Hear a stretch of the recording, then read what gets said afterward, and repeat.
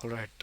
Hi guys. So I'll be telling you how to connect, your GCS service to your, Noodle backend, right? So I hope you've completed connecting your database and then, the backend first. And then if you haven't, there's another video which I've uploaded previously. So let's get started, right? So let me do this. That should make it easier. All right. So first go to your your cloud run, and then edit and choose edit and redeploy a new version, right? Then you'll come here, then open, go to variables and secrets. So what do you need? You need the project ID, bucket, client email, okay, private key, bucket prefix. All right, so you first need to create a new bucket, right? So let's create a new bucket. Let's call this demo bucket noodle.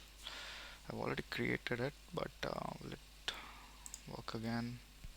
Let's see. So multi-region, this is up to your preference, how big of an application you're making, right? So I'm not getting into that details, but I'm just going to choose one region. It's one is good enough for me. All right, and then make sure you choose the same region as your database backend, right?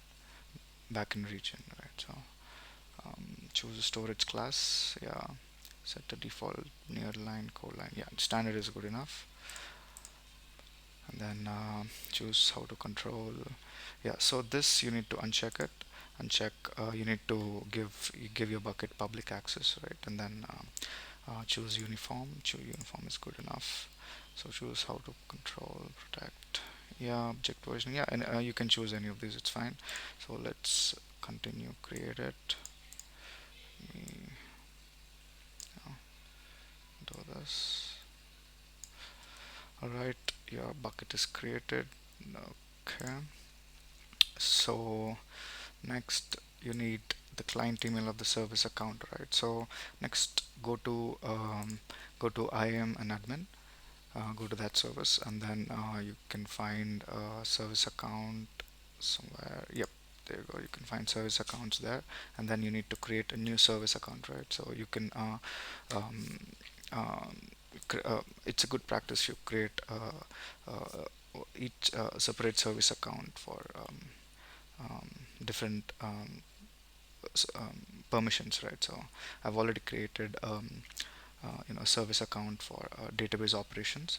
So uh, so after that you need to go to permissions, and then you need to give this service account permission to access uh,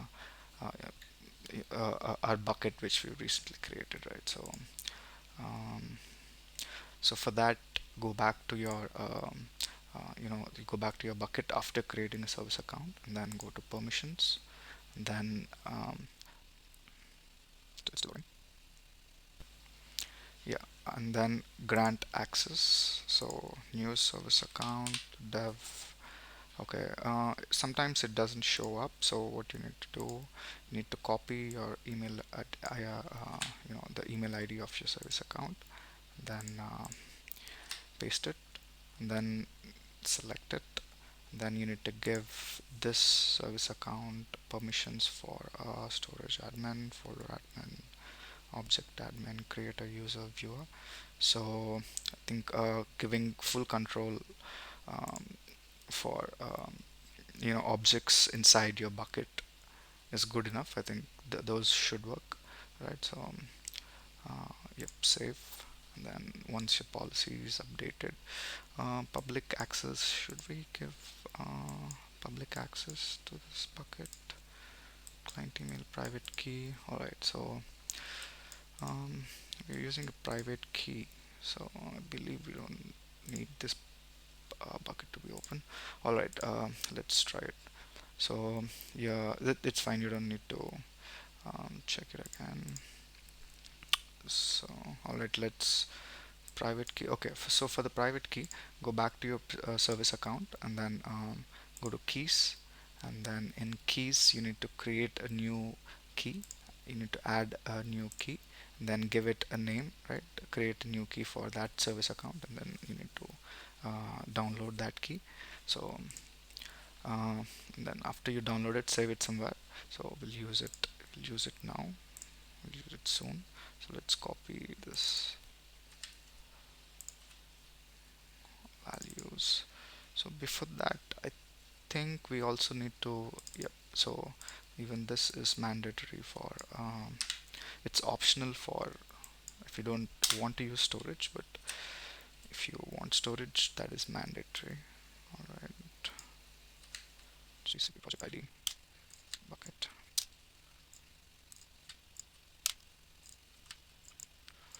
client bucket prefix. Okay, then GCS direct access. This is optional, right? So um, I don't. This is good enough. Okay, so now let's copy the values. GCP project ID. I believe the project ID is branch Fusion MVP. Project ID is, oh sorry.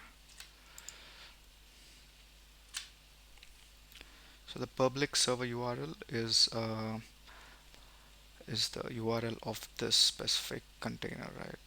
So I mean, so right click on Cloud Run, open a new tab, and then I'm basically trying to copy, the URL. So alright, got it. So copy it and the public server URL. Make sure there's no, yep, this GCS bucket. The name of your GCS bucket. Okay. GCP client email. Alright, my client email.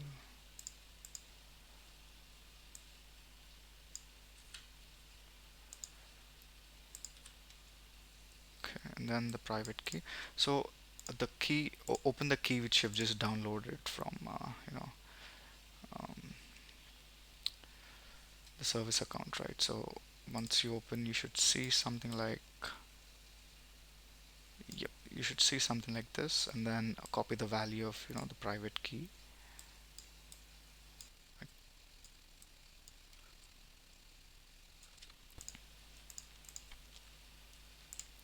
Alright, and then paste that key here.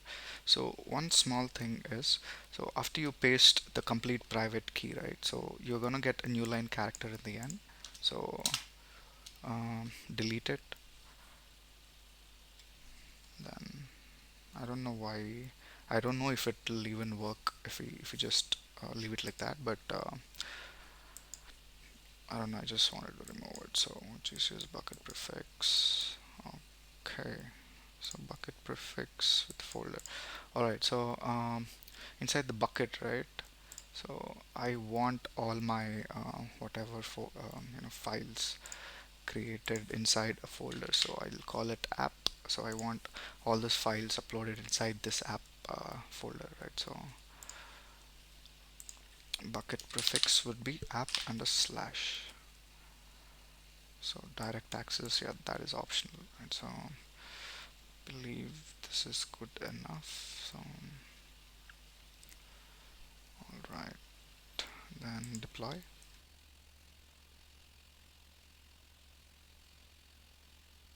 Yep, service is running now, so let's test it from our Noodle app, right?